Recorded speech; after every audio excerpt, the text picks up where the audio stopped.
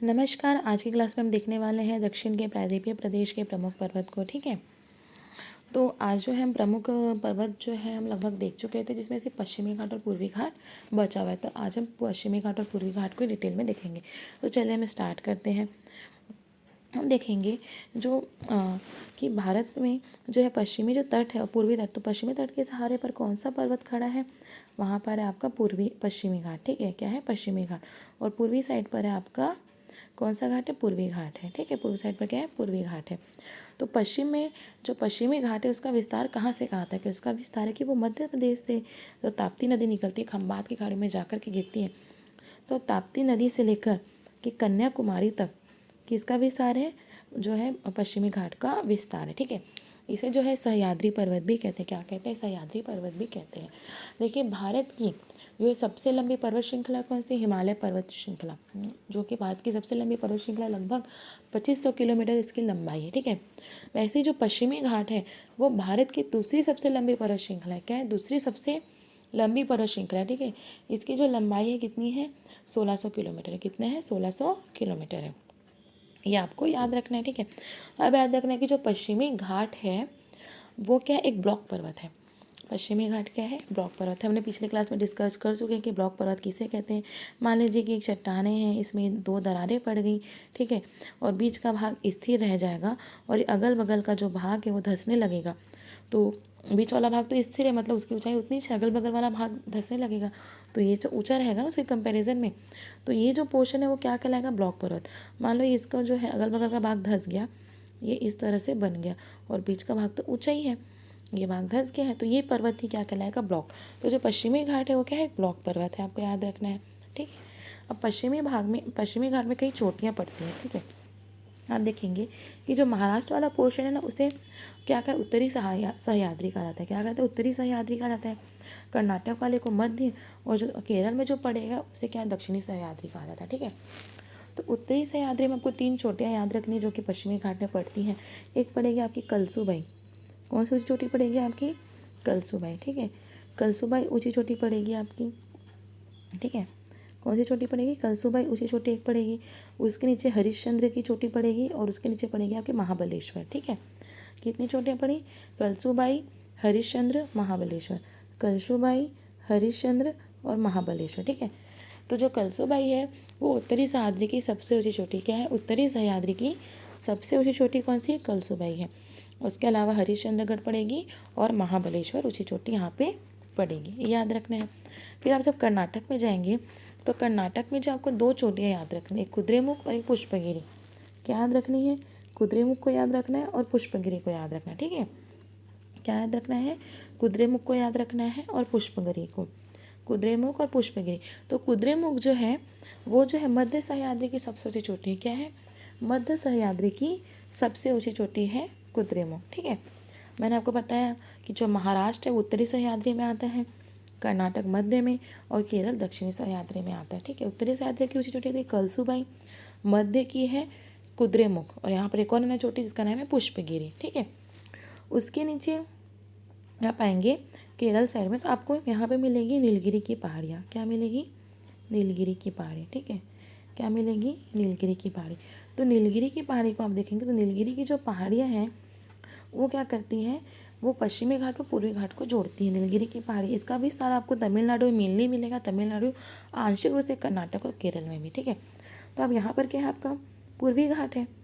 ठीक है, पूर्वी घाट का विस्तार क्या है? उड़ीसा से लेकर नीलगिरी पर्वत तक है। ठीक है, तो जो नीलगिरी पर्वत है वो क्या करता है? पश्चिमी घाट और पूर्वी घाट को जोड़ता है। क्या करता है? पश्चिमी घाट और पूर्वी घाट को जोड़ता है। कौन? नीलगिरी पर्वत। ठीक है, नीलगिरी पर्वत की जो ऊंची चोटी उसका नाम है दोदा बेटा। क्या नाम है? नीलगिरी पर्वत की ऊंची चोटी कौन सी है? दोदा बेटा। ठीक है, दोदा बेटा कहाँ पर है? तमिलनाडु में ऊंची चोटी है दोदा बेटा, ये आपको याद रखना है। अब नीलगिरी पर्वत में जो एक पर्यटन स्थल है जिसका नाम है ऊटी, ये भी कहाँ पर है? तमिलनाडु में। ठीक है, नीलगिरी पर्वत की ऊंची चोटी दोदा बेटा भी तमिलनाडु में है। नीलगिरी पर्वत में जो ऊटी पर्यटन स्थल है वो भी कहाँ है? तमिलनाडु में। अब सेकंड है कि नीलगिरी पर्वत में एक नेशनल पार्क है जिसका नाम है साइलेंट वैली नेशनल पार्क। क्या नाम है? Silent valley national park. तो ये जो नेशनल पार्क है वो कहाँ पर आ जाएगा? वो आ जाएगा आपका केरल में। ठीक है। नीलगिरी का कुछ हिस्सा केरल में भी गया है ना, तो केरल में साइलेंट वैली नेशनल पार्क आपका आ जाएगा। ठीक है, ये आपको इसमें याद रखना है, किसमें, नीलगिरी की पहाड़ी में आपको याद रखना है। अब देखेंगे जो पश्चिमी घाट का जो विस्तार है और नीचे हुआ है, तो नीलगिरी से जुड़ा हुआ यहाँ पे अन्नामलई है। क्या है, अन्नामलई पर्वत श्रेणी, क्या है, अन्नामलई है। अन्नामलई से ही लगा हुआ है कार्डेमम की पहाड़ी और उसके नीचे नागरकोइल की पहाड़ियाँ। ठीक है, तो आप आपको लाइन से 3 नीचे याद रखना है। कौन कौन सी, अन्नामलई, उसके नीचे आप यहाँ पे मैं आपको ड्रॉ कर देते अलग से, देखेंगे अन्नामलई रहेगा, नीलगिरी, ये हो गया आपका नीलगिरी। ठीक है, नीलगिरी से लगा हुआ, मैं आपको नहीं पूरा इरेज कर देती हूँ। यहाँ पर आप देखेंगे, यहाँ पर हो गया आपका नीलगिरी। ठीक है, नीचे वाला पोर्शन हो गया अन्नामलई, उसके नीचे कार्डेमम की पहाड़ी, फिर उसके नीचे हो जाएगा नागरकोइल की पहाड़ी। ठीक है, ठीक है, अन्नामलई, अन्नामलई हो गया, कार्डेमम हो गया, नागरकोइल की पहाड़ी। तो जो अन्नामलई है उसकी ऊंची चोटी अनाईमुड़ी, अन्नामलई की ऊंची चोटी क्या है, अनाईमुड़ी। ठीक है, जो कि पश्चिमी घाट की भी सबसे ऊंची चोटी है। ठीक है, तो अन्नामलई पर्वत देखा, अन्नामलई की ऊंची चोटी अनाईमुड़ी है, जो कि पश्चिमी घाट की भी सबसे ऊंची चोटी, साथ ही साथ ये पूरे दक्षिण भारत की, साथ ही साथ ये पूरे दक्षिण भारत की में ऊंची चोटी है। कौन सी, अनाईमुड़ी। अन्नामलई पर्वत श्रेणी की ऊंची चोटी अनाईमुड़ी जो है पूरे दक्षिण भारत की ऊंची चोटी है, पूरे पश्चिमी घाट की ऊंची चोटी है। ठीक है, ये आपको याद रखना है। अब देखेंगे जो अन्नामलई पर्वत है उसके दक्षिण में ही आपको पालनी की पहाड़ी दिखेगा। ठीक है, यहाँ पर क्या दिखाई देगा, दक्षिण में पालनी की पहाड़ी। पालनी की पहाड़ी जो है मेनली तमिलनाडु में पड़ जाएगा, ये अन्नामलई के दक्षिण में। ये सारी जो पहाड़ी है ना जो हम देख रहे हैं वो अन्नामलई, जो सारी पहाड़ी से नीलगिरी हो गया, अन्नामलई, कार्डेमम, इलायची, पालनी की पहाड़ी, ये सब केरल तमिलनाडु में आती है। ठीक है, एक दूसरे को टच करती है, लेकिन जैसे नीलगिरी है और पालनी की पहाड़ी जैसे देखा अन्नामलई से, ये मेनली तमिलनाडु में आती है, लेकिन आंशिक से वो नीलगिरी उसमें भी केरल में भी आती है। ठीक है, तो जो पालनी की पहाड़ी पड़ेगी यहाँ पे नीलगिरी के नीचे अन्नामलई के दक्षिण में, ये जो पहाड़ी यहाँ पर एक पर्यटन स्थल है, इसका नाम है कोडाई कनाल। ठीक है, तो कोडाई कनाल जो पर्यटन, क्वेश्चन पूछा जाता है कि कोडाई कनाल जो पर्यटन स्थल है, ठीक है, वो कौन सी पहाड़ी पर आता है, तो वो आता है पालनी की पहाड़ी पर, तमिलनाडु में। कोडाई कनाल कहाँ पर है, तमिलनाडु में पालनी की पहाड़ी पर स्थित है, याद था आपको रखना है। फिर उसके नीचे देखा था नागरकोइल की पहाड़ी थी, और कार्डेमम की पहाड़ी, और सबसे नीचे थी नागरकोइल की पहाड़ी। ठीक है, अब आपको यहाँ पे बहुत सारे दर्रे याद रखना है।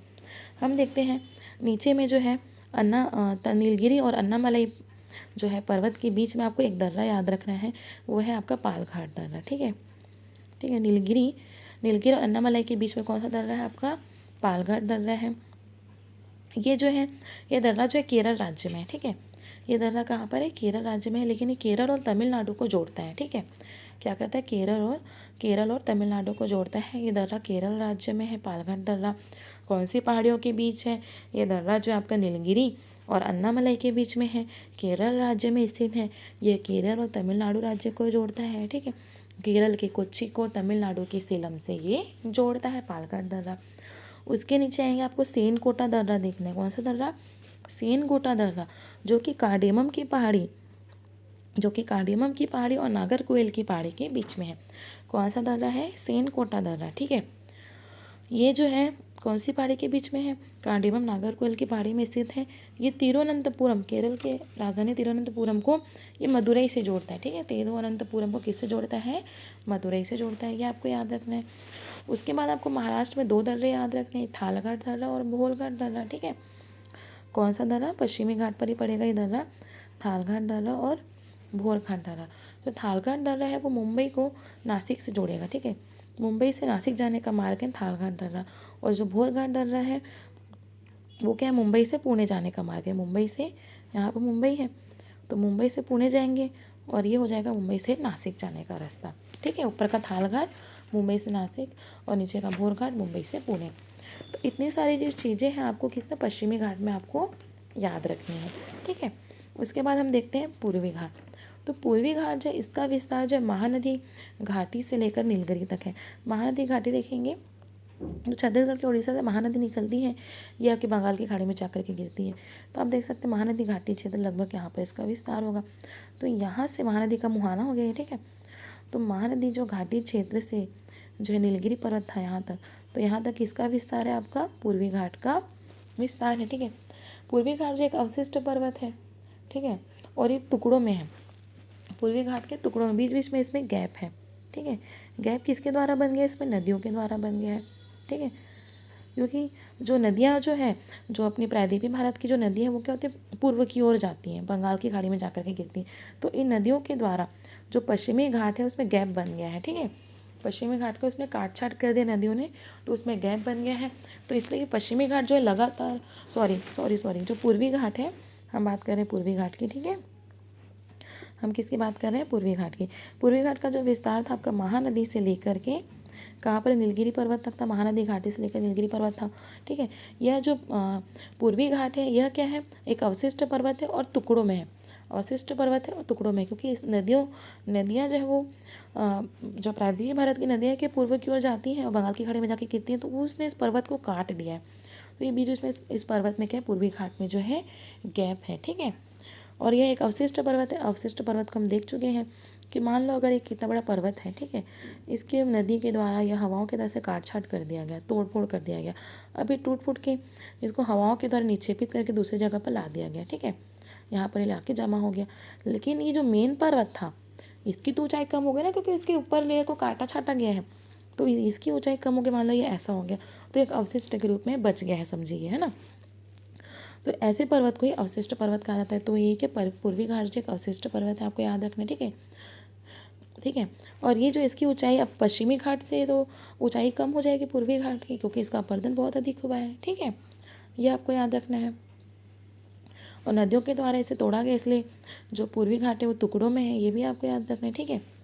इसके बाद है कि जो पूर्वी घाट है इसमें आपको कुछ पहाड़ियों के नाम याद रखने हैं, ठीक है, ऊंची चोटियों के नाम याद रखना। जैसे उड़ीसा में है नियामगिरी ऊंची चोटी, उड़ीसा में क्या नियामगिरी है, और महेंद्रगिरी। महेंद्रगिरी जो है उड़ीसा और आंध्र प्रदेश के बॉर्डर में पड़ जाएगी महेंद्रगिरी, और नियामगिरी है प्रॉपर उड़ीसा में नियामगिरी। महेंद्रगिरी जो है उड़ीसा और आंध्र प्रदेश के बॉर्डर में आ जाएंगी, ठीक है, ये याद रखना है। और यहाँ पर विशाखापट्टनम के पास एक जिंदागदा चोटी है, विशाखापट्टनम के पास क्या एक जिंदागदा एक चोटी है, ये आपको याद रखना है, ठीक है। तो ये जो जिंदागदा एक नियामगिरी उड़ीसा में और अरुणाचल प्रदेश आंध्र प्रदेश और उड़ीसा के बॉर्डर में है आपकी क्या है, महेंद्रगिरी, ठीक है। और उसके नीचे जिंदागदा चोटी विशाखापट्टनम में। तो आप देखेंगे कि पूर्वी घाट की जो चोटी को लेकर मतभेद है कि इसकी ऊंची चोटी कौन सी है। कुछ लोग का मानना है कि जिंदागदा ऊंची चोटी है और कुछ का मानना है कि महेंद्रगिरी ऊंची चोटी है, ये आपके ऑप्शन के ऊपर डिपेंड करेगा, ठीक है। उसके बाद नेक्स्ट हम देखेंगे कि जो आपका पूर्वी घाट है उसमें कई पहाड़ियाँ पड़ेंगी आंध्र प्रदेश में। तो आंध्र प्रदेश में बहुत सारी पहाड़ियाँ पड़ेंगी जिसके नाम आपको याद होने ही चाहिए, ठीक है। तो आंध्र प्रदेश में आप देखेंगे तो यहाँ पर आपकी शेषाचलम की पहाड़ी, कौन सी पहाड़ी, शेषाचलम, और नीचे नगरी की पहाड़ी, ठीक है, शेषाचलम और नागरी की पहाड़ी। कौन सी, शेषाचलम नागरी, शेषाचलम की पहाड़ी और नागरी की पहाड़ी, ठीक है। यहाँ पर आपका एरामाला और नन्नामलई, नीचे क्या था, हमने क्या देखा, शेषाचलम नागरी, और यहाँ पर है आपकी एरामाला नन्नामलई, और इसके नीचे आप देखेंगे यहाँ पे पालकोंडा वेलीकोंडा।